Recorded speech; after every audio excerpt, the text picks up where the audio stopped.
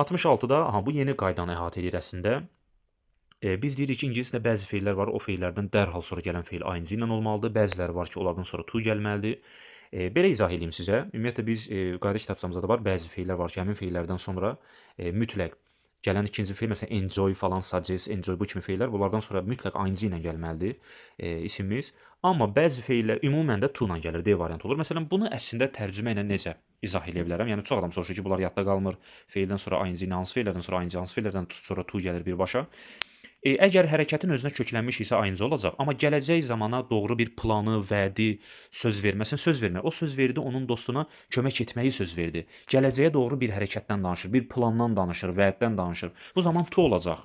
Amma məsələn o söz verdi, kömək etməyi dostuna. Burada artıq mənanı deyə bilmirəm, çünki düzgün alınmır.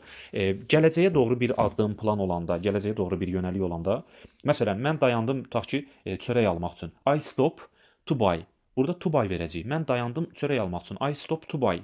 Mən dayandım çörək almaq artıq burada sonrakı işdir, sonrakı hərəkətdir. Yəni dayandım, sonra çörək aldım. Filan məqsəd üçün dayandım. Gələcəkdə filan işin baş verməsi üçün dayandım. Bu to ilə olacaq. Amma tutaq ki, mən filan işi dayandırmışam. Tutaq ki, mən siqaret çəkməyə dayandırmışam. Burada artıq I stop to smoke yox, I stop smoking olacaq.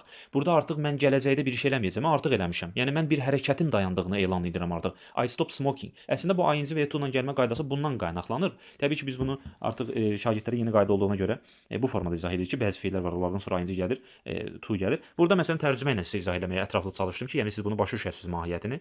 Promise söz verməkdir. Məsələn, söz verməkdən sonra mən o söz verdi onun dostuna kömək etməyi. Burada artıq gələcəyə doğru bir hərəkət olacağına görə kömək etmək D variantı olacaq.